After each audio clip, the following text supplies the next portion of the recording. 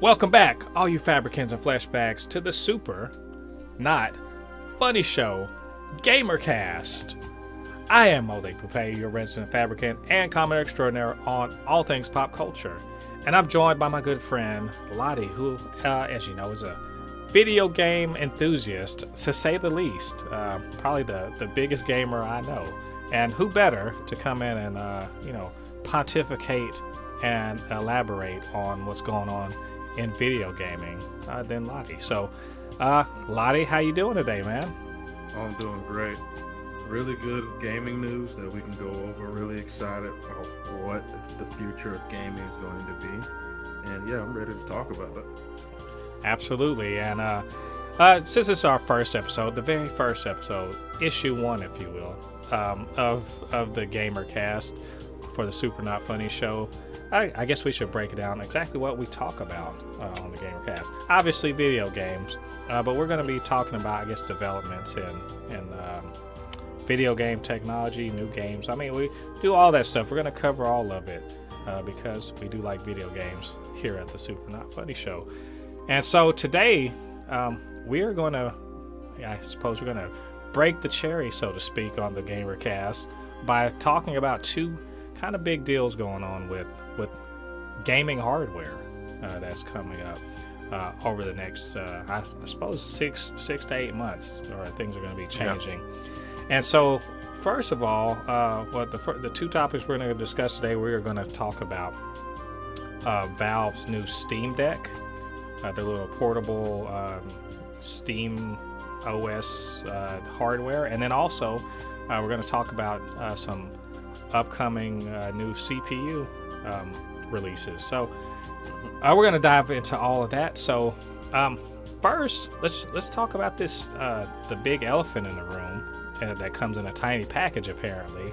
Let's talk about the Steam Deck. So LADI, just let the folks out there know, what the heck is a Steam Deck anyway? It sounds like, something that powered some old steamboat or something up and down the Mississippi. What is that? First of all, let's just be honest. It's a stupid name. Valve, you could have came up with the Steam Drive. They should have changed something. Yeah, they should have changed they should have changed one letter, and it would have sounded a lot more like my show. Yes. Just change the E to the I, and then it'd be like, so what are you doing? And I'm playing with my Steam Deck. I don't know what Valve was thinking when they said, "Hey, let's call it the Steam Deck," because I remember I recently asked on a little bulletin board, FSU bulletin board that I'm on, and I asked them, "Is anybody buying a Steam Deck?" And they all thought I was talking about like a deck that you put outside your house, and I'm like, "No, the console." And they're like, "They named it that?" I was like, "Yeah." It was such a bad name, but. I'm just imagining, like, what were their marketing department? What are they paying their marketing guys for? So we have a portable thing. What can we name it? Well, Nintendo names their shit stupid things. They call theirs a Switch. Let's name ours a deck. Yeah, because that works. There's so many things. Well, to be fair, does anyone ever name their shit like their portables anything that's not nonsensical, like the PS Vita? The PS Vita. They should have just called it the PSP too. I don't know what PlayStation they were 4. I don't know. That's Vita. I think the only people that were good and hands down made some of the greatest gaming console names of all time is Sega. Their console is called the Game Gear. One of the greatest. Sega just knows how to name their consoles. I wish they knew I wish they knew how to make their consoles be successful. That's just the only thing. But anyway, we're gonna stop shitting on the name. It's just a name. But what's going on with the hardware though?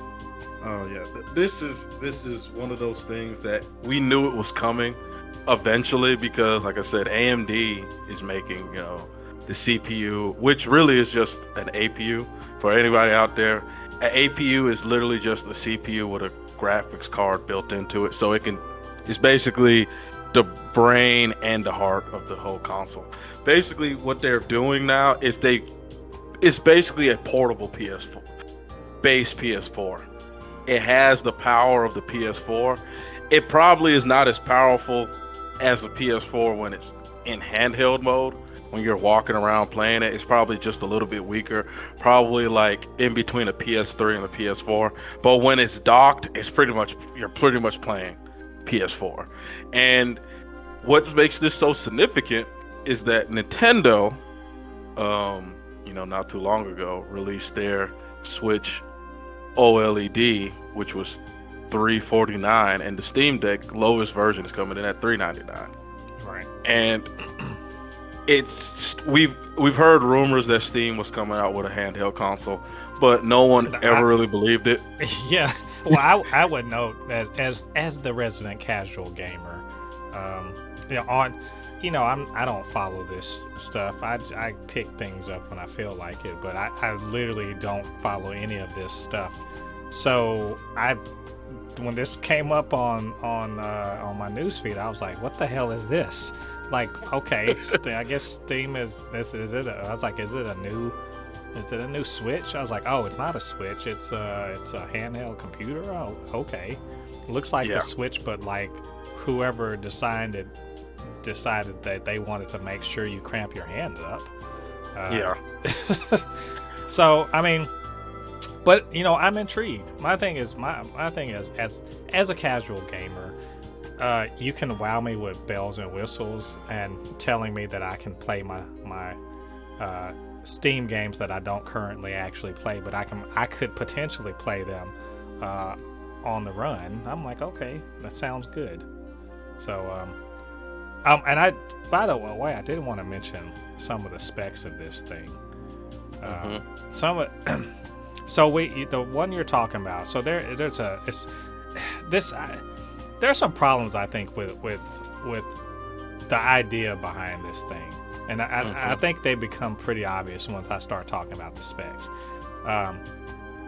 The main spec that you were talking about the GPU/CPU. So you're right. There's got an APU.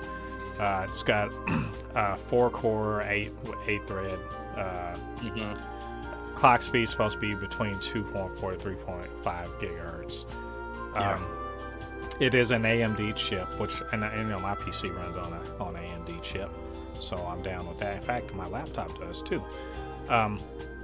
It's got 16 gigabytes, and none of this, by the way, if you're a casual, none of this shit means anything to you. It's 16 gigabytes LPDDR5, what 32-bit quad channel. I don't know what that's supposed to do for anything, but okay. Well, basically, it's the latest RAM that you can get is DDR5. It's not desktop DDR5, but it's like it's a mobile DDR5, which that means that it's like it will never run out of RAM, basically. Right. Well, apparently, from what I've read and listened to people talk about, it's apparently because it's an APU, and the two parts of the chip are going to be competing for memory. Having that much memory and having a big quad channel is important. So it's all about bandwidth and throughput. So I get that. Yeah. It's got a 7-inch LCD touchscreen, which I found interesting. The one thing about this that I noticed is that they acknowledge that this thing is playing games that aren't meant to be played in this manner. So they're making it as easy as possible to sort of interact with your game. So you get the touch screen, you have the dual analog sticks with the conventional controller bumpers and triggers and whatnot, and the buttons, the face buttons as you'd expect. But then they have those little track pads too, the dual track pads, which I found interesting, especially how it may pertain to maybe playing first-person shooters, which I don't play because I'm terrible at. But it seems interesting. But and it's got a lot of other conventional things that you would expect from maybe a tablet or a tablet laptop or something. Wi-Fi, Bluetooth, USB-C, with DisplayPort. It's gonna have a dock. It's apparently it weighs something like 1.5 pounds. The display is 1280 by 800, so that's not. I mean, it's not awesome. It's not terrible either, considering it's portable. So, and it looks like a Nintendo Switch that you can't take the sides off. You can't take the controller off of. Yeah. And I mean, I have to admit, it looks pretty nice. Except I can tell that those buttons, the face buttons, are going to be a pain in the ass to play with. So that's why I was talking about hand cramping. So it's from some of the things that I've heard, like people who have tried early models of it, they say yes, it might hurt your hands for certain games, but they built this game that people will play, like for example, like a game like Doom. You know what I mean? Like sort of like it looks, like I said, like if you're playing games like for example Ori, like those platformers, it might hurt your hands. But if you're playing games like Doom, Call of Duty, it feels extremely comfortable from what I've heard. Well, and I could see that. I can also see that just like with the Switch and with the other previous consoles, that the third-party aftermarket parts that will make the controlling aspect better. Yeah. And there's also, of course, the aspect that if you dock it, you can sit there and play on it with an external controller, like a PS4 controller or something. Anything, because currently, if you want to, you can just you can connect your PS4 controller or Xbox One controller to your PC anyway. So I mean, you could do that. If you put it on the dock, the good, and if I were to get this, I would get obviously I'm going to have to pay for the dock, because that allows you to then plug in USB peripherals and the like, because honestly, I don't necessarily see myself, if owning this. I wouldn't necessarily want to be walking around playing with the controllers that are on there, not too long. And also, that's another. This is an issue. There's a couple things, like I said, that's kind of what the hell with this. One of them is battery. Battery's a huge damn thing. Like, ask Nintendo, they'll always trade off power for battery life. Every time, every single one of their consoles that can be portable, they trade off, the power of the console for the battery life. And that's why that's what made, among other things, that made Nintendo's portable so popular, was, besides the fact that they were hard wearing, so kids could drop them and shit and they'd still work, they could be played for many hours, like hours, even on like double A's and shit like that when it was the Game Boys. But when you had the rechargeables, they could be played for a long time, because the power requirements of the CPU and the rest of the hardware was not strenuous. And that's the thing here. It's clear that this is a powerful little PC, and that battery is not up to the task, as far as I can tell. 2 hours at high spec on portable? No thanks. I can't imagine that I would be doing that, but still, I mean, if you wanted to, I don't want to be tethered to the wall. That's like when you have when you fuck up your battery memory on your phone, you're always having to fucking plug your phone in. I'm good on that. It's pretty much like this console, this thing is not, of course, the people that are going to buy it are the super hardcore, PC fans. They just want, especially the new tech enthusiasts. I personally am not going to buy it because I don't have any use for it. But what I see that this is going to do, it's going to take the 8 to 15-year-old audience away from Nintendo. Right. Because a lot of those kids that age, they don't play a lot of Nintendo games in the sense of like Mario, Legend of Zelda and stuff. They want to play games like Call of Duty, Fortnite, Apex Legends. They want to play games like that, which Nintendo can play, but it plays very terribly. Even docked. Right. This can play at 60 FPS undocked and it can play up to 120 FPS docked. So this is basically what this is.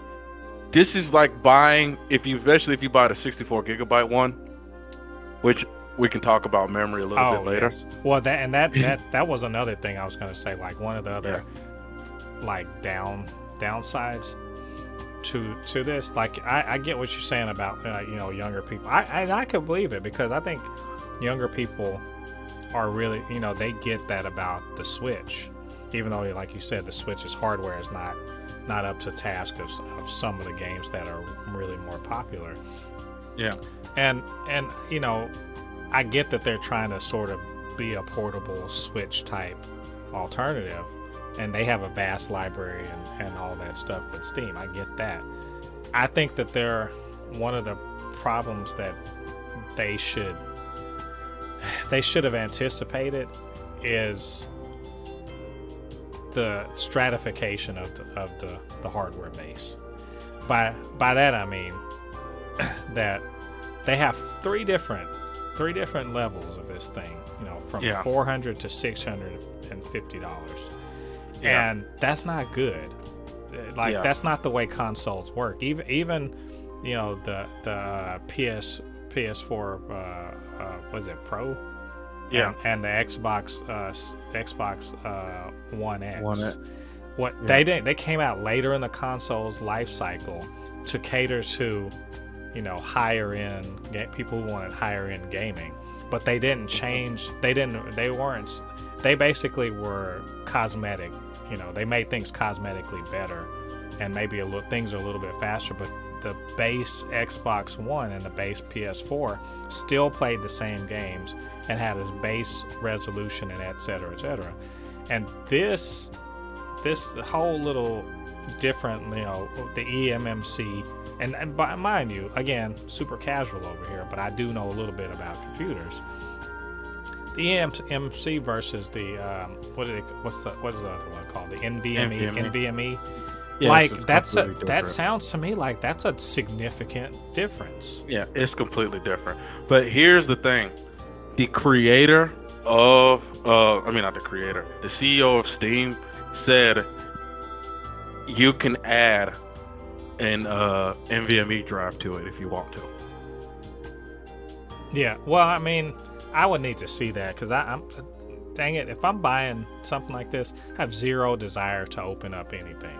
Oh yeah, see, I agree with that, but it's like one of those things that is like, it's nice that there's an option, and it's one of those things that I feel like today's youth, especially the kids that are towards that 12 to 15 range, they can literally pretty much do it, because it's really shocking how, like, stuff that we didn't start doing until we were like in our 20s, kids are learning this stuff off of YouTube. How to, build a computer, how to change out an NVMe. There won't be much of a problem for that. The only thing that is going to be a little bit of a problem is the NVMe size. It's 2230. It's the smallest one, and only very few companies make them, and that's like Samsung, Toshiba. Very few companies make it, and they only go up to about 1 terabyte. Right. But you can also upgrade the memory through micro SD if you want to. Which again, you got to make sure. Who knows, but probably you can't just get a cheapo. You can't get a cheap one. You're gonna have to get it. So this isn't just if you get the lowest level one, it's not just $400 for the console, plus tax for the console. It's also, that's not enough. 64 gigabytes is laughable, absolutely laughable for any modern game. So, if you want to have any number, if you don't want to keep, downloading, playing, deleting, etc., if you don't want to be doing that, you're gonna have to upgrade. So now you're gonna have to pop even more money down for a decently sized. I think they should have.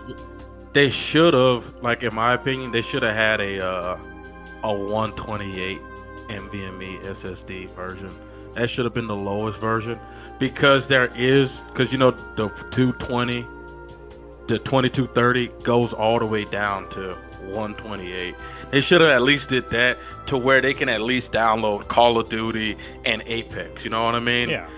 Because really, you can't, the 64 gigabytes, you can't download any online shooter at all. No online shooter is 64 gigabytes. Call of Duty, Fortnite, none of them are that. But at least if it was 128, you can at least have Call of Duty and, you know what I mean? Because both of them are around 70 gigabytes, you know what I mean? But I feel, like I said, yeah, this definitely has a shortcoming. The Steam Deck definitely has its shortcomings. But the thing that I like about it is that, one, I love seeing new technology like this coming to the market. And then two, it's going to bring innovation to the handheld market, because Nintendo's had such a grip on the handheld market to the point that Nintendo literally, like, let's just be honest, the Switch OLED was a slap in the face of every Nintendo fan out there, because not only did they create a Switch OLED that has the same specs of the Nintendo Switch, they charging $50 more. That's just disrespectful. Like, honestly, like, I don't know how people can continuously say Nintendo is consumer friendly, because honestly, I thought what they're going to do, if the Switch OLED was not going to be an improvement, what they're going to do is charge $299 for it and drop the price of the Switch, because a lot of people don't know Nintendo is making buku money off of a Nintendo Switch. Oh yeah, well, absolutely. Nintendo, they don't sell any console at a loss for very long.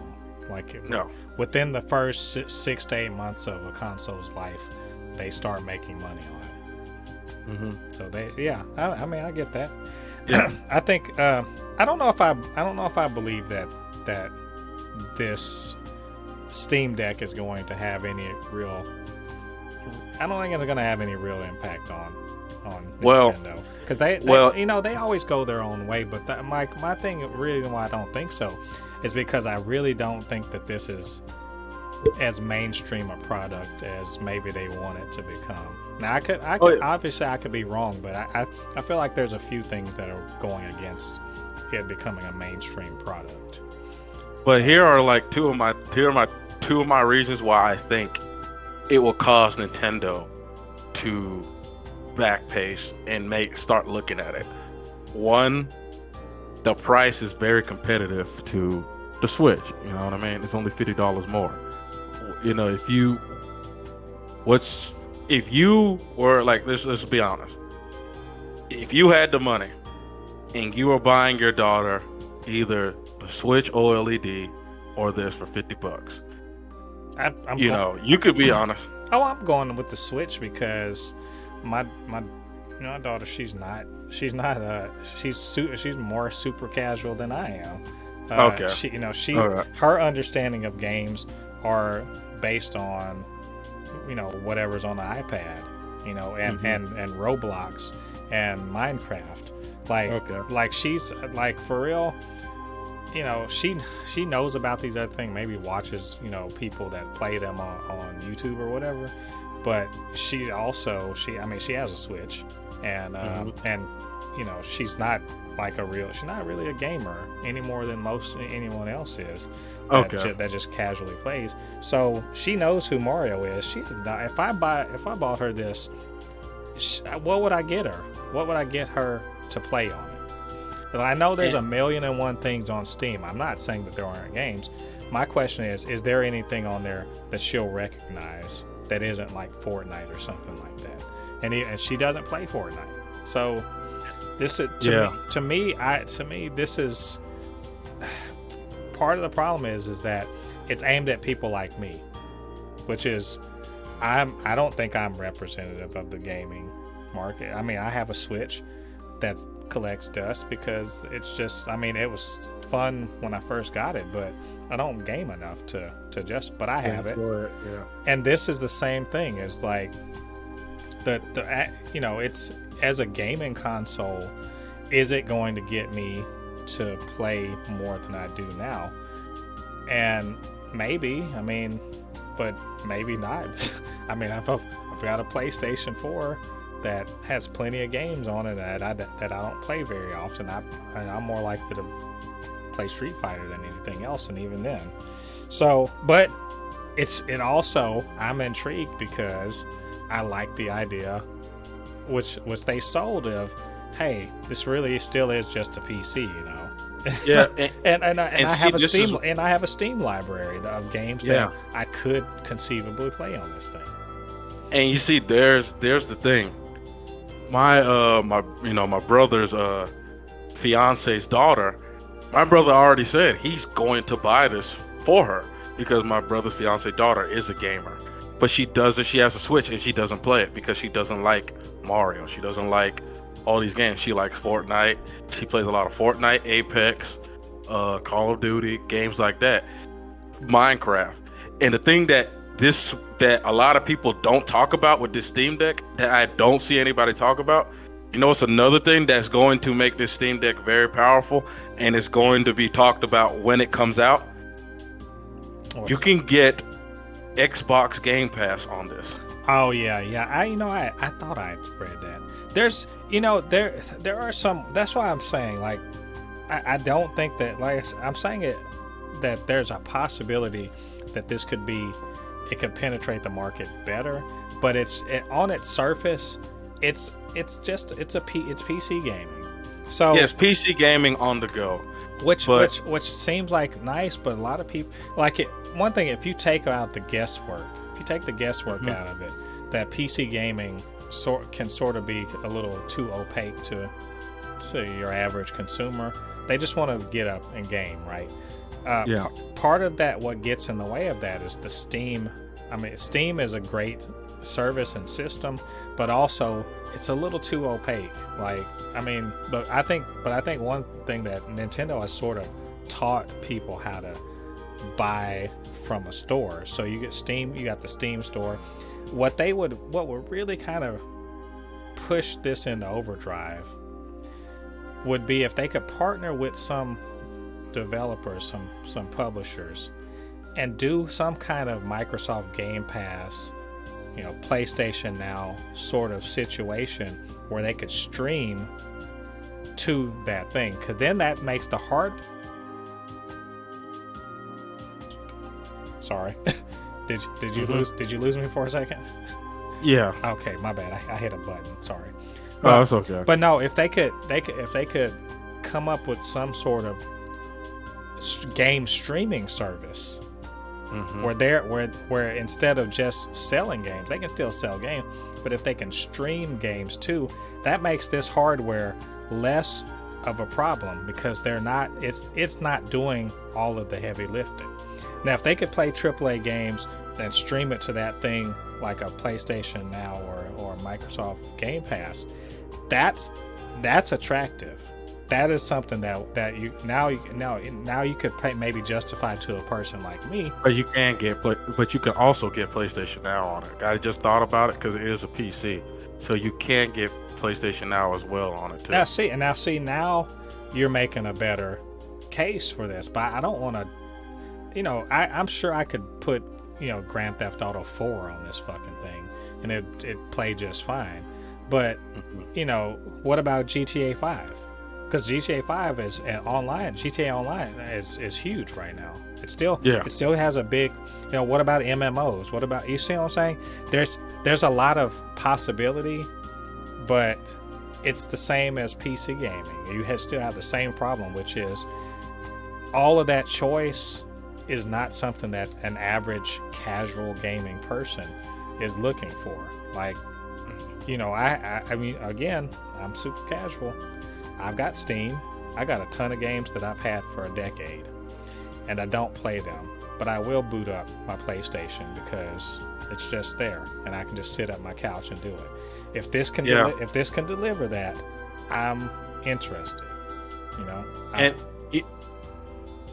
To be honest with you, because I don't have any kids, but if I did, I've always been like looking for a console that was sort of portable, but also not portable at the same time, that my kids can play while I can have my console to myself, my PlayStation to myself or my PC to myself. They don't have to get onto my stuff, and I don't have to buy them a full-on PC. I don't have to spend, like, for example, if I had a kid, I will buy this for my kid. I will buy this for my kid because I wouldn't have to buy them a gaming console. I won't have to buy them a gaming console. I won't have to build them a PC. I could just give them this. It's all those in one. They can just dock it and they can play on their TV or their monitor or whatever. And if they want to come out to the living room and sit next to me while I'm playing my game or I'm watching TV, they can do that as well. Right. And that's why I feel like this proof of concept, it's not really for us, our age group. It's more for those teenagers. And the teenagers that are actual gamers. This is not for casual gamers whatsoever. This is for that, like I said, like I can see a lot of, like, for example, I follow a lot of football recruiting.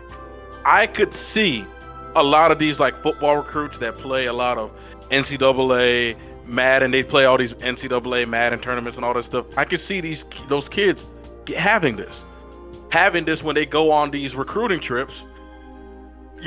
Or a really good idea I can think of, instead of Florida, like for example, Florida State, they have a recruiting trip.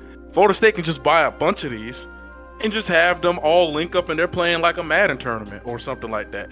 And it's something that I see working well for the youth, but only for the hardcore. Because I completely agree with you mean. Like your daughter, she's a casual gamer.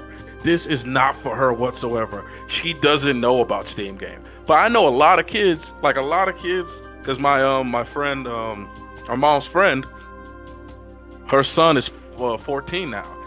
And he tells me he plays Call of Duty, Fortnite, he plays Doom, he plays all these things. But he tells me all the time that, he wishes he could play that on the go.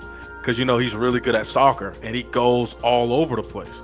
This will be the perfect thing for him. You know what I mean? He will love this because Switch can't do it. Nintendo literally can't do this. And what makes this, I believe, it's not only because there's also rumors going on that Microsoft and Sony are potentially keeping an eye on this. Because this sold out. This sold out in the millions. Mm-hmm. The real people that can come in and truly give Nintendo the run for their money, they're watching this thing. And if they see that this thing is selling just 1 million copies and it can stay alive for about a year or two, you best believe Sony and Microsoft is going to come out with a handheld console. Because what is it for Sony just to make a PlayStation 4 portable? Because this... Yeah. I mean, do we need another console war, like handheld console war, though? Like, kinda, yeah, because Nintendo needs to drop their prices because they're tripping. Well, I mean, but they traditionally have not really been responsive to other people because they're not playing in the same game as with the Switch. The same way they're not playing the same game with the new generations from PlayStation and Xbox. They play their own game, and so somebody else rolling. I'm sure they'll be like, "Good for you guys," but this is not. I don't think this is a competitor to the Switch. It doesn't. I don't think like one. Yeah, I'm not. Yeah, it's definitely not a competitor. But what it can do, it can bring competition, because I always want competition because I don't want stagnation. Because right now, stagnating. Nintendo is stagnating. The Switch OLED alone shows Nintendo has gotten to the point that they feel that they can throw whatever they want at their fans, and their fans will buy it. To be fair, it's true. How many people were jumping up and down for the Nintendo Classic? How many people keep begging them to release shit that they played before like 1 million times onto the Switch, the shop? So like a lot of their core audience is nostalgic and willing to pay dumb amounts of money for old stuff or new iterations of old stuff, and that's an occasional new IP. Yeah, because that's honestly, Nintendo's market is not really as much kids as people think anymore. Because like a lot of people think that kids play Mario, and I've asked all of my friends who have kids, all of my some of my mom's friends who have kids, their kids don't play Mario. They don't play Mario. I feel like Mario it's taken Nintendo, because I really don't think it's because kids don't like Mario. I think it takes Nintendo so long to make Mario games now that kids don't have interest in it anymore. Because let's just be honest, Mario Galaxy came out in 2007, and Mario Odyssey didn't come out until 2017. That's 10 years that a mainstay Super Mario game was not out. If a kid was born in 2007, by 2017 he or she's already 10.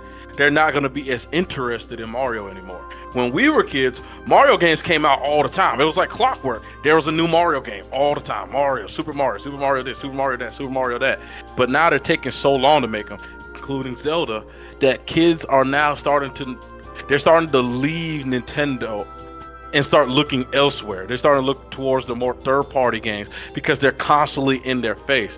Like I said, most Nintendo fans now, the ones that are paying the big cash Nintendo, are us, the people who are paying, like you said, big bucks for nostalgia. You know what I mean? Yeah. Hundreds of dollars for nostalgia. You know what I mean? Or I must say not I, because of course, I don't do it. I have exactly 2 games for the Switch, and my brother bought me a Switch, and I have no. He bought me the Switch because I wanted Metroid 5 that's coming out soon. Right. But I literally have no inkling to buy a Switch game. My brother's like, why don't you buy Super Smash Brothers Ultimate? I'm like, that game came out almost 3 years ago, and it's still $60. There's no way I'm paying that. Well, there's no way I'm paying that. I will definitely say that is one of the strengths, one of the good selling points of the Steam Deck, is that Steam, no one can ever say, oh shit, I don't have anything to play. Like, there's a gigantic library of the diversity of content on Steam is overwhelming, to be quite honest. Yeah, but and I'm on Steam right now, and I'm looking at their sales. You can get Resident Evil 3, a game that came out last year, for $20. Yeah, and they're always having sales, and they are serious sales, and then there's holiday sales. So I mean, you can amass if you actually do want to get into PC gaming, you could amass a pretty sizable library of new and old titles for discounts of sometimes up to 75% off, depending on what it is and how old it is and whatever. And so that is one. The library is there.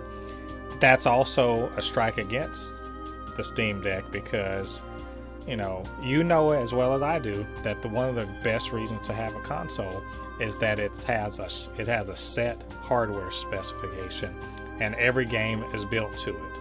And unfortunately for Steam Deck, it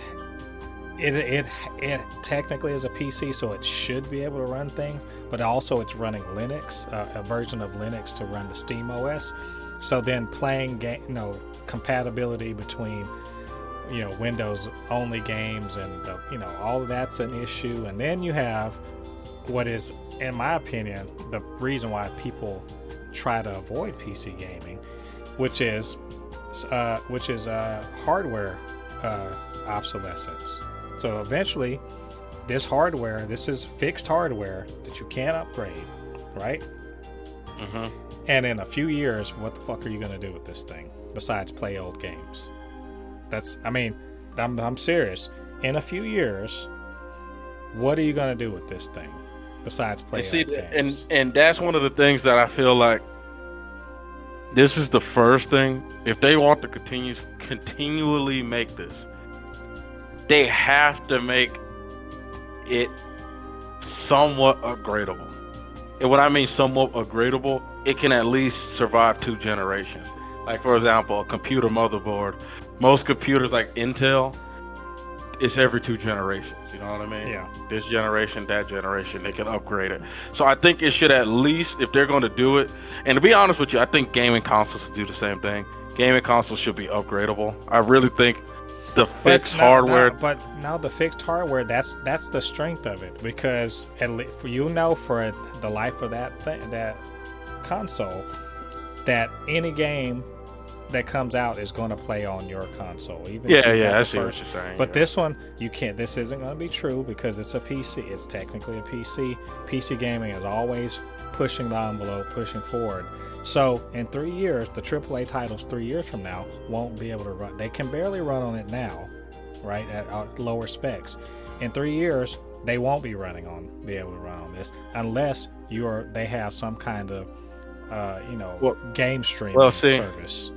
Well, see, and here's another thing that the Steam Deck magically happened that AMD has came up with that is going to make this thing last a lot longer.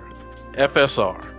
FSR is going to really help the Steam Deck. It's going to help. It's even going to help. I just found out that you can get FSR on the PS4. I cannot believe it. I don't know what that is. So, you know DLSS, right? I don't know what that is either. Okay, so basically, it's this super sampling software. What it does, like, for example, if you want to play a game at 4K and you put it at ultra quality, what it will do, it will lower the resolution to, I want to say 1800p, but it will look 4K. It will look 4K, and it will push out more frames.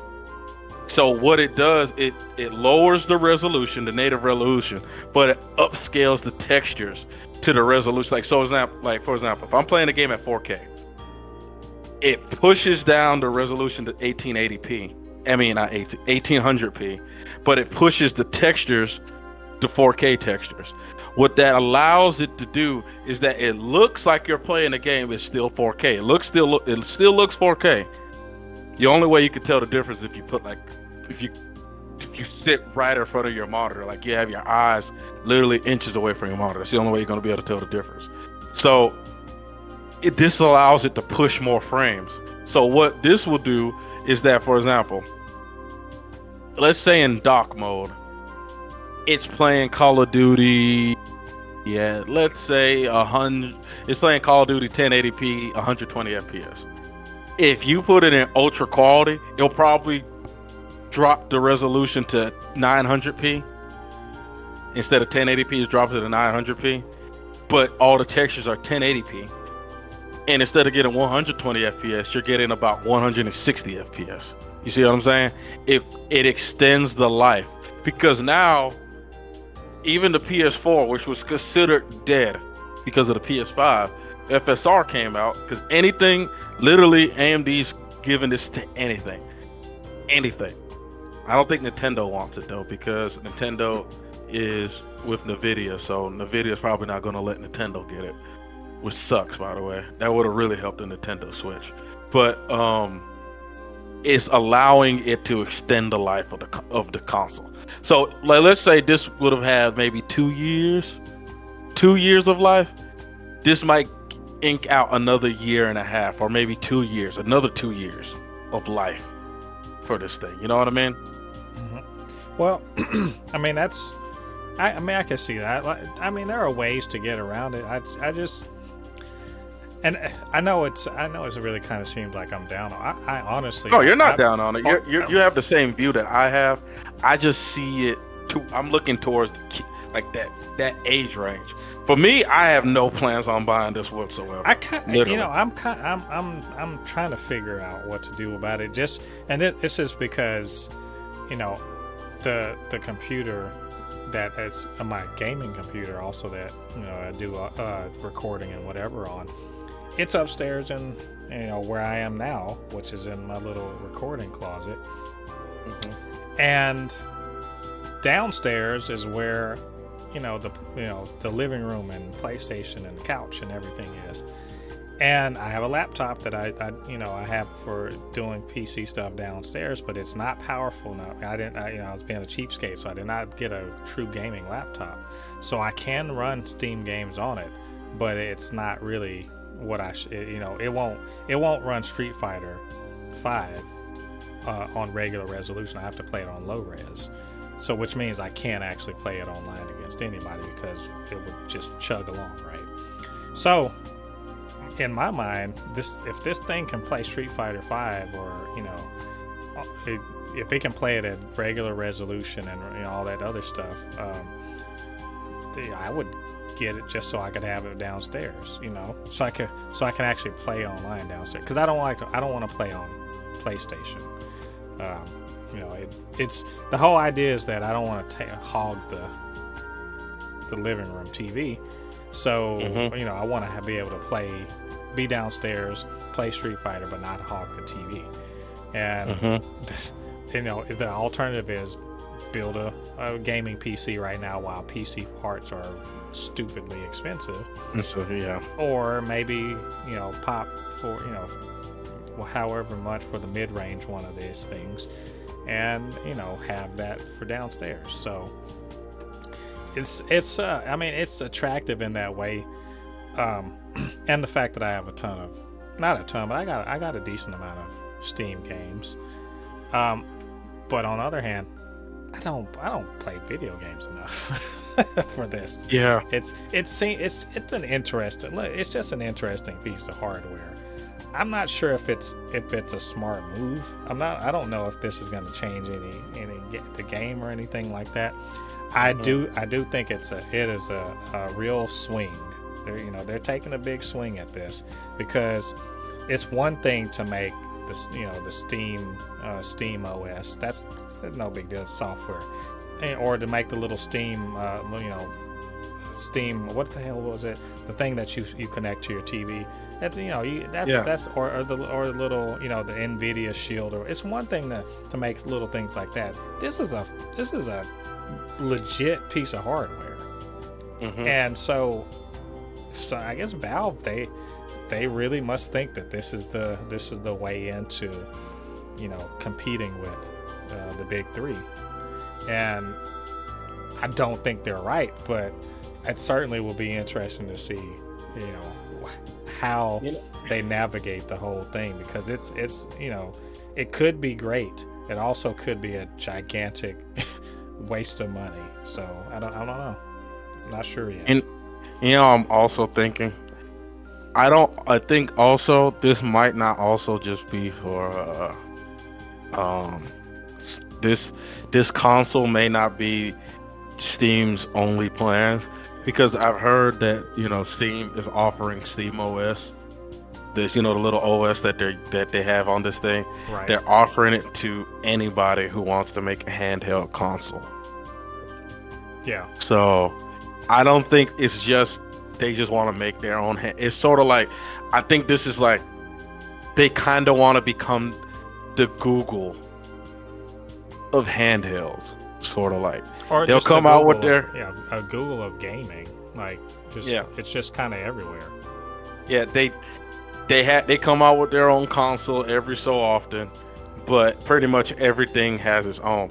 Because Sony tried this with the Vita, because the Vita had its own OS, which by the way was extremely superior than even, I would say it's far superior than even the Steam OS and Nintendo's OS. Like, it was so good that Sony was like, people were begging them to put it on cell phones. Sony abandoned the handheld market. Right. But it's like, I think their OS could work, that you could start seeing it pop up on different handhelds, stuff like that. But you don't even know. You don't know. This is sort of like the Nintendo, like the Xbox thing. Xbox really is Game Pass. They're really their agenda is Game Pass. You don't know. Xbox, in their opinion, they feel like they win even if a new Xbox doesn't come out next generation. If PlayStation has Game Pass on it, Microsoft feels like they won. You know what I mean? Right. In their opinion. I really don't think Microsoft cares about selling consoles. They care about that Game Pass. You know what I mean? Because that's the thing. That's the thing. And it's sort of like, you don't know. Their whole thing, the Steam Deck may be really Steam pushing out their OS to the rest of the world. You know what I mean? Having people realize that, because it's like the same thing. I didn't know what Steam was until I got into building a PC. Literally, I didn't know what Steam was. Like, if you would have asked me what Steam was 2.5 years ago, I literally would be like, what are you talking about? Literal Steam? I did not think you'll be talking about at like a massive gaming store. Yeah, I think when we first talked about it, I was like, yeah, I've got a ton of stuff, and I've had it for a long time. And, you know, I see what they're trying to get at. You know, Valve is less about making games nowadays than they are about facilitating you getting games. You know, they make more money off of the store than they do off of actually making games. That's why you don't have another Half-Life right now. Half-Life 3.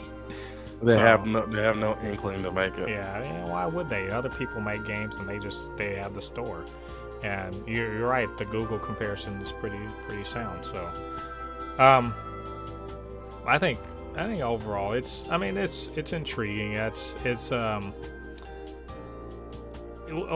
guess we'll see. Let's just say color me skeptical about it. But, you know, if next time, maybe next year I'll be like, well, I got my Steam Deck, so we shall see. So, all right, I think we've fairly covered that particular thing. Steam Deck coming next year. I'm sure they're not going to have problems with having consoles on deck like a certain manufacturer that put out a new console. And I'm saying that facetiously because I'm almost certain that they will. So they're new to this game, so I'm pretty sure that they will have problems with sourcing. But we'll see. We're gonna see next year. Mm-hmm. All right, so I'm gonna turn the GamerCast over to you, sir, because I know this next particular topic is near and dear to your heart because you're a hardware junkie. So why don't you tell us what we're about to talk about? Oh yeah, so I want to talk about the upcoming Intel CPU that's coming out, Alder Lake, and I also want to talk about how this is going to change. This is going to bring change to the gaming industry. Really, not just Alder Lake. There are also their own graphics cards that are coming out soon. How this is going to bring change to the gaming industry as we know it when it comes to hardware. Because I feel like we're at that point where gaming is about to have this massive leap in performance because we've been stagnant for so long. Because I'm pretty sure you can attest, let's be honest, a lot of people might completely disagree with what I'm saying, but the jump between the PS3 to the PS4 era was not big at all. I don't care what anybody says, it was not that big. Literally, the games on PS4, the beginning games on PS4, literally looked almost exactly like the PS3 games. You know what I mean? It wasn't like the PS2 to the PS3, where it was like massive jump. You know what I mean? Mm-hmm. And now with the PS5, the PS4 to the PS5 is a massive jump. And mainly they're doing this because AMD has become the kings of CPUs, and they're giving Nvidia everything they want in graphics cards. And one of the things that I wanted to talk about Alder Lake with is because Intel has, for the last couple of years, have been very, very stagnant on their CPUs. They've been stuck on the 14 nanometer process. Just to give people perspective, AMD right now is on 7 nanometer. literally half the size of what Intel is on. And AMD next generation is going to be on 5 nanometer. Intel is just getting to 10 nanometer. AMD was on 10 nanometer 3 or 4 years ago. So Intel Alder Lake is coming out. It's going to be a new CPU that uses this new architecture that has never been seen before. It's called Big Little.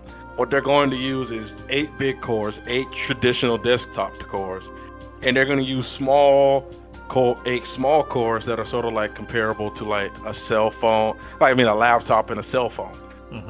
A lot of people are very skeptical about this because they're like, it's just an 8-core processor with just small cores. But what they don't understand is that the difference between the power of an 8 to 16 core is really not that big of a difference. What it is all mainly about is efficiency. It's what it's mainly about. So Intel is coming out with these small cores that I think it's like one core is 2 small cores equal 1 big core. So what they're going to allow is they're going to make these 8 big cores super powerful, and these 8 small cores are going to be very efficient, being able to do other tasks. And what this really helps is in gaming, mostly because there's a lot of stuff, there's a lot of stuff that happens on screen in gaming. And there's a lot of stuff that game developers want to put in games that they can't because it's almost impossible because you'll be straining the cores. But with this small core architecture, you can literally have one of these cores, those small cores, dedicated to just particle effects or sound, or really improving on quality of life.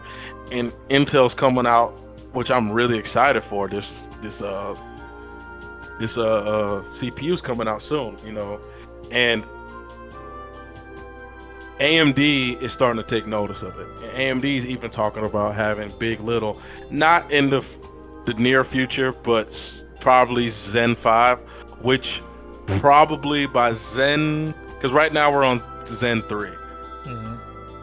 Zen 5 is probably going to come out right at the time when the next console generation is going to come out. Right. So this is where I go into how Intel's Alder Lake is going to be. If Intel's Alder Lake is good, this is going to change gaming for the good forever. Games are not this generation, not the PS5, Xbox Series X generation, but the PX6 or whatever Xbox wants to call it generation. Games are going to look absolutely different. I can't even say stunning because we don't know what they're going to look like. You don't know. They might go for photorealism. Maybe we go and we jump into virtual reality. Who knows? There's so many different things you can do with these Big Little cores. This new architecture that's coming out. And also, Intel is making their own graphics cards, which is really big because Intel because it's AMD and Nvidia. Those are the only people that make graphics cards and that constantly fight each other. Intel is putting a lot of money into their graphics card called Z. It's called ZDG2. It's supposed to come out early next year, 2022. It's supposed to have the performance of like a 3070, between a 3070 Ti, a 6800. Most people listening to that be like, those are graphics card performance that came out last year. So they're like, Intel's coming out with a graphics card that existed last year. But what they don't understand is this. This is Intel's first ever graphics card. If their first ever graphics card is on the power of AMD's and Nvidia's high mid-range on their first try, that is massive. Imagine their second generation graphics cards. And what I've heard, when it comes to workstation, like doing stuff like rendering, editing videos, it's supposed to be more powerful than the 3090. Intel's encoding on the graphics card is through the roof. And I say this, how this is going to affect gaming, because AMD makes graphics cards for the consoles as well. And AMD wants to win. And if Intel comes out with a graphics card that comes out of nowhere and beats AMD, AMD is going to feel like they have to respond.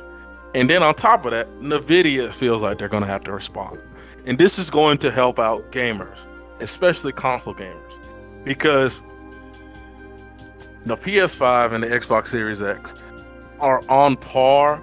Like, honestly, I tell people this all the time. If you just want a game, please do not buy a PC. If that's the only thing you want to do, if you just want to game, do not waste your money on a PC. Buy a PS5 and an Xbox Series X. You will not regret it. They are as powerful as a $1,500 computer for $500. Right. You can't. Even if you buy a PS5 Scout for $700, you're literally saving half of your money.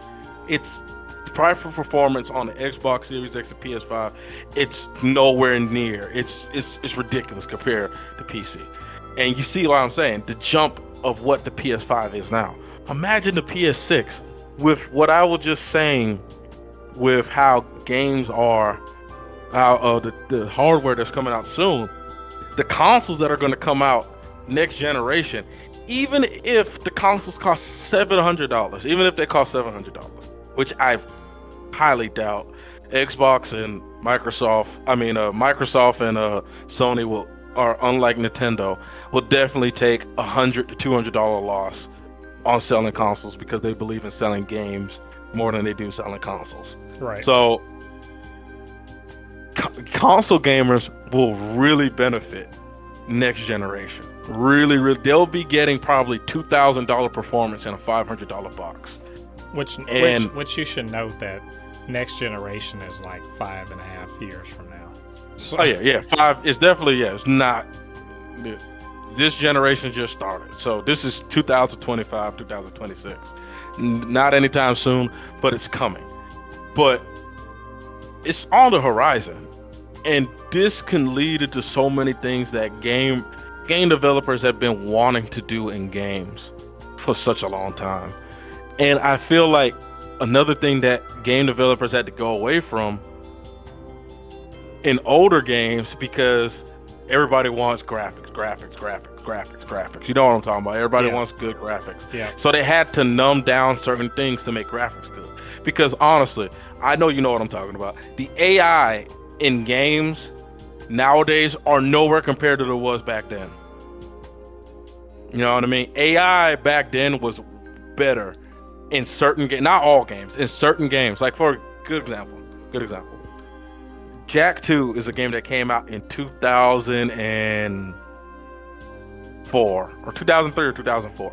You can literally follow an AI NPC that's walking in the city, and never will they ever walk through a wall or walk into a wall.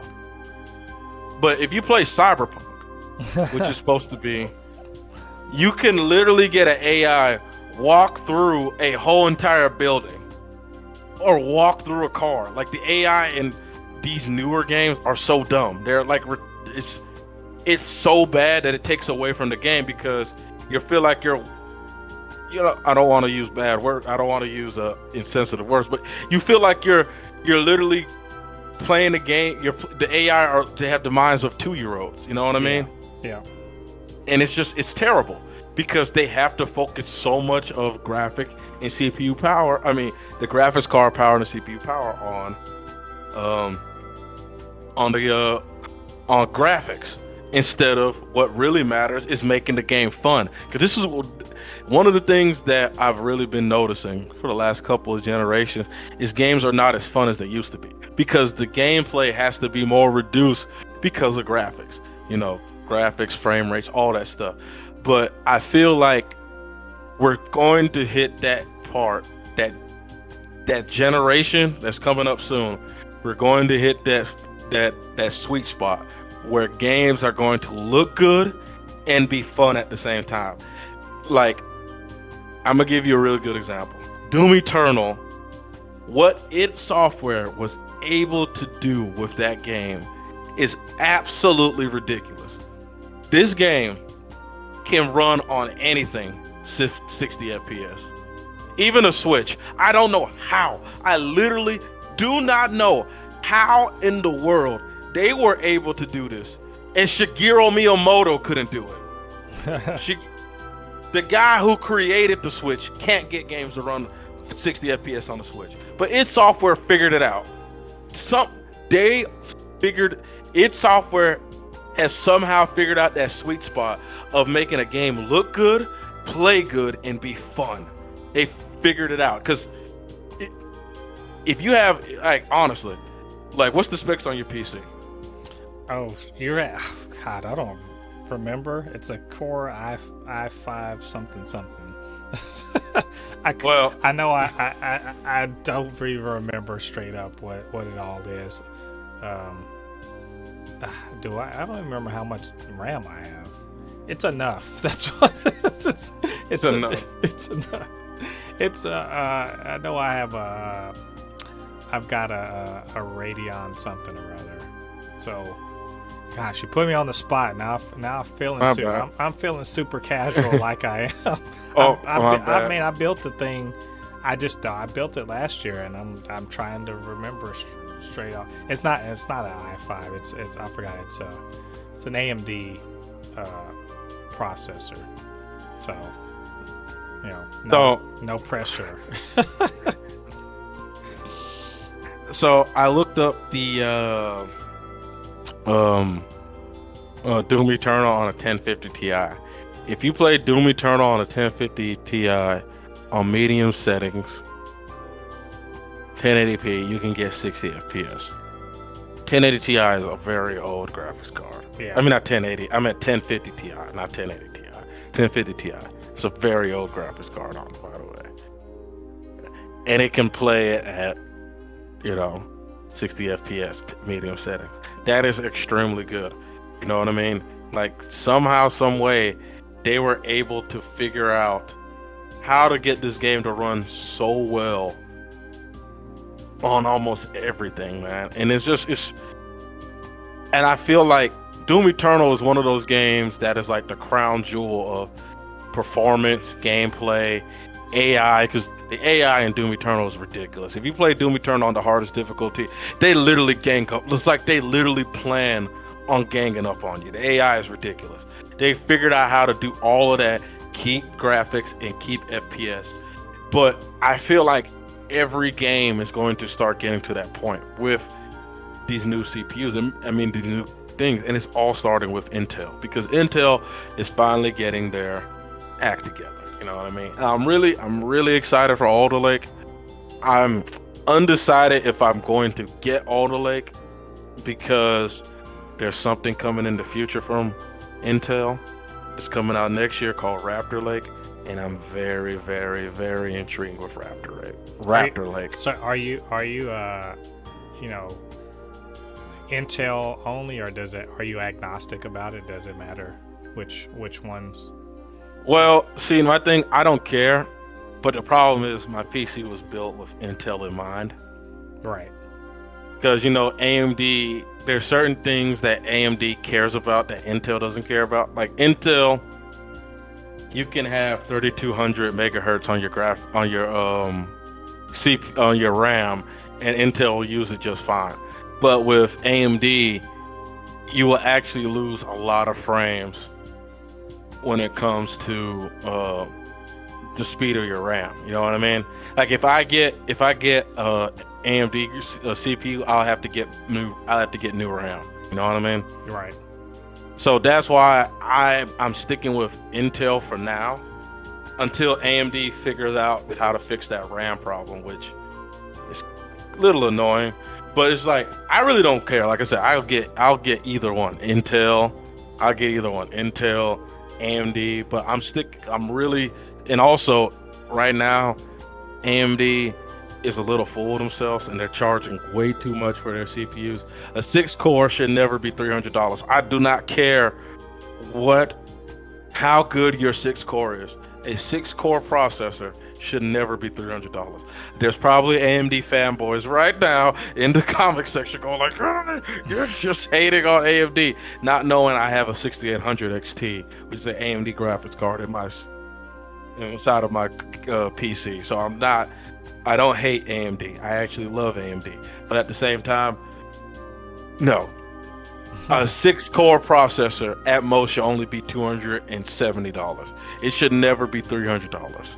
You know what I mean? Right. And a you know what I mean? They were just, in my opinion, they were charging way too much for for their CPUs. That's another reason why I want to get Intel, because Intel is right now the underdog, and they can't overprice their stuff so they can keep people buying it. Because right now, if you want to get the highest brand, the highest AMD CPU, you got to spend almost $800. Right.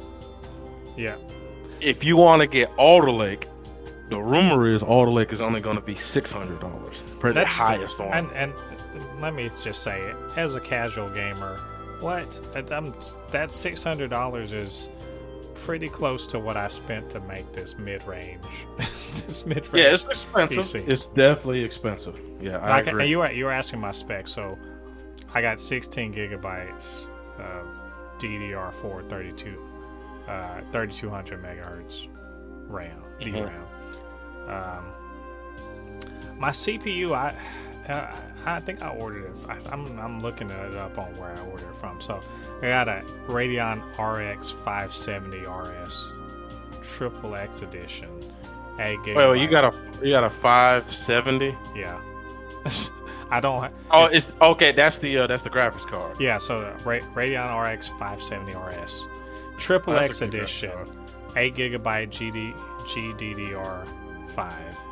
That's a good card. Yeah, you got a pretty good deal right there. And I'm just running an MSI board, and I don't remember what the CPU is, but you probably got a Ryzen 5 2600X, right? Something like that. I know it was a Ryzen 5, so it's something like that. And that was I built this thing last year, so I'm listening to everything you're saying, and I remember when I used to be into computer hardware, but again, I'm a casual. I'm a casual now. I built this computer to be a gaming computer, but also really to be, to sort of do all the, video processing, etc. In order to make the Super Not Funny show. So, my honestly, I stuck everything in there, and that was the last I wanted to think about about stuff, because it's, as a casual gamer, PC gaming is the least casual thing possible. It is like so far. You almost have to be an enthusiast nowadays. The PC game. I mean, which goes back to the idea that the Steam Deck is a good idea, but as far as this CPU is concerned, I mean, that sounds great. I hear what you're saying about the upside. It just seems to me like that sort of thing is gonna maybe eventually trickle down or get its way into the next generation of consoles, but it probably won't be something that anyone who isn't just like a hardcore enthusiast is going to see results from. It's not going to trickle down, in other words, to the mid-level and budget stuff for a minute. See, this is where I should have went into, because I only talked about the big ones. You know how I told you that Intel CPU, their 6-core, which is what you have a 6-core. The 6-core is going to be a 6+4, which basically is going to be sort of like an 8-core, and it's only going to be $250. So it is trickling down. Intel is causing the trickle down effect of, like you said, casuals like you who just want to have something that gives you good gaming performance. You're not looking for enthusiast performance. But as you can see, AMD, who is charging six naked cores for $300, when Alder Lake i5 12600K comes out, it's going to be less than that. It's going to be less than $300, and it's going to be basically an 8-core because it's going to be 6 plus 4, right? And it's going to be 18 threads, right? And that is very appealing for its price. Like I mean, I think from that perspective, the next question is how soon would that be integrated into consumer PCs? Not just as parts, but as integrated components on off the shelf PCs. Because that's really I think that's where really the money is the off the shelf. Like you mean like Dell? Yeah, off the shelf computers that Dell and. Oh yeah, it's going to be immediate. It's going to be immediate. Like I think they will get their shipment first before like usually the when it comes to PC parts nowadays, they have paper launches. Where what they mean by paper launch, it's out there, but we as consumers can't buy it straight up. So they'll probably paper launch it in October. That's what I'm hearing. October is the release date. They'll paper launch it in October, but we as consumers can't actually buy it off the shelf, the CPU itself, until probably November, around holiday time, November, December. You know what I mean? Right. It'll be in gaming PCs. Dell, Lenovo, and all them will probably, show off their PCs around that time, like that October-ish. That we have the new PCs with the 12th gen Intel in it. You know what I mean? Because that's the thing. Because this is what I went. Because the thing about it is, with my PC, I just don't game on it. I do a lot of rendering because that's why I'm interested in the 12900K, because of the amount of rendering and stuff that I'll be able to do, the multitasking I can do. But I really should have started going into the mid-range, because that's really where, like you said, that's the market.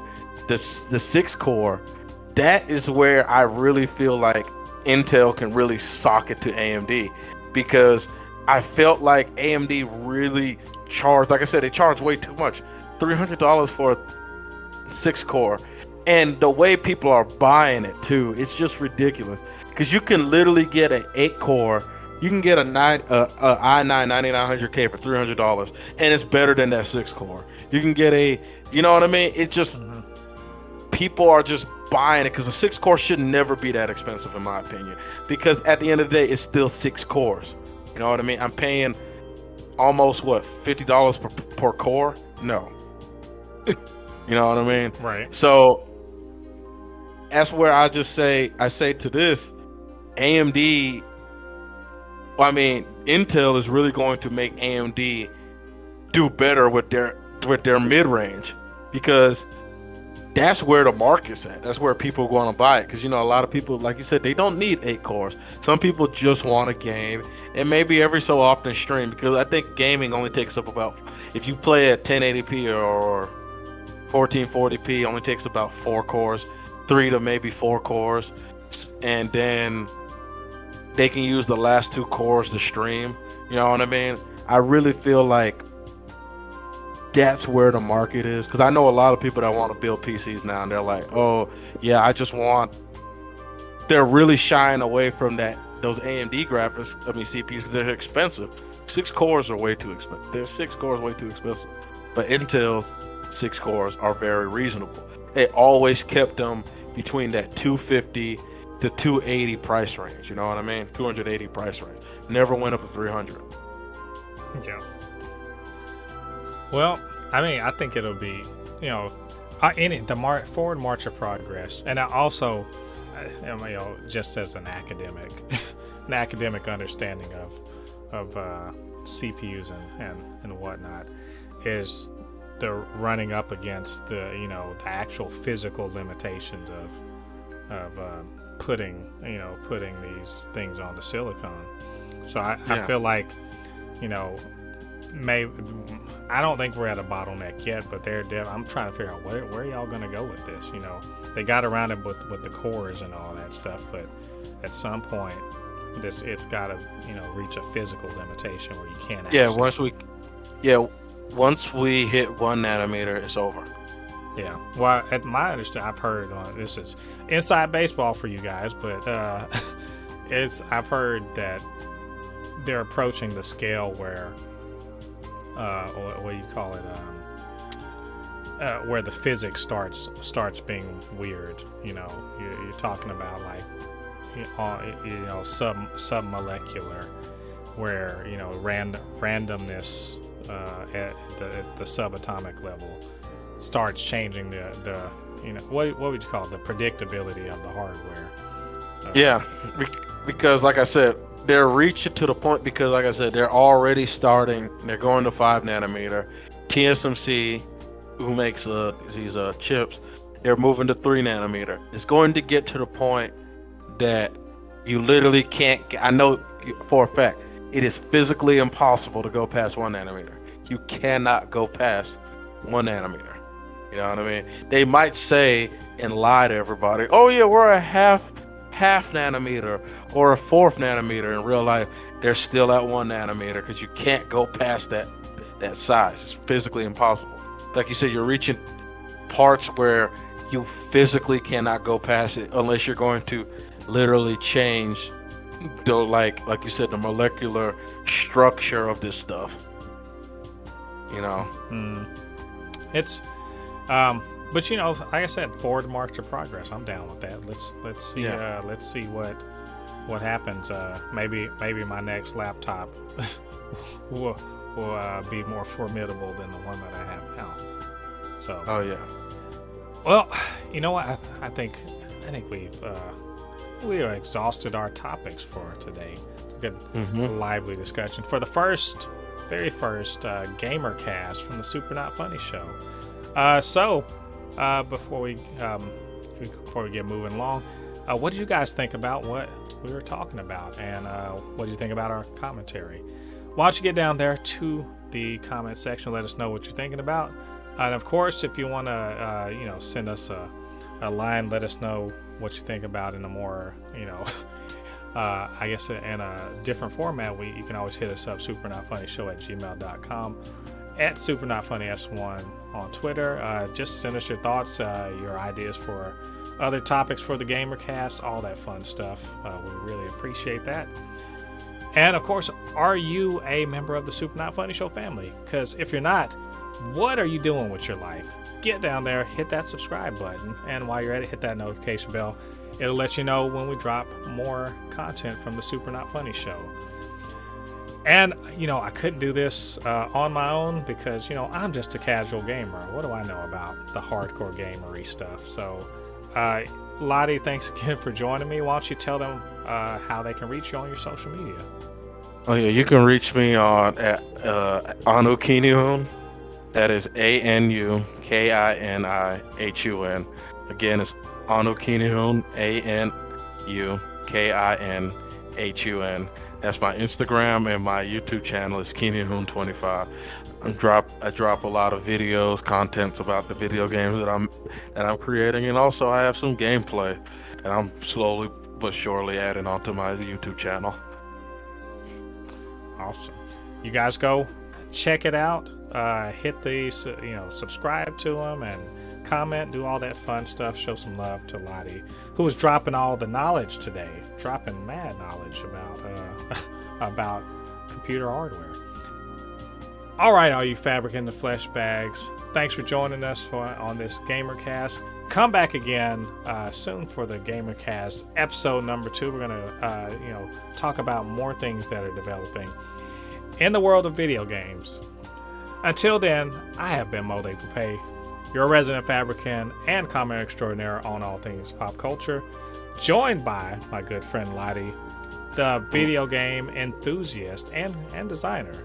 And we'll see you guys on the other side of the thread. Peace. Peace.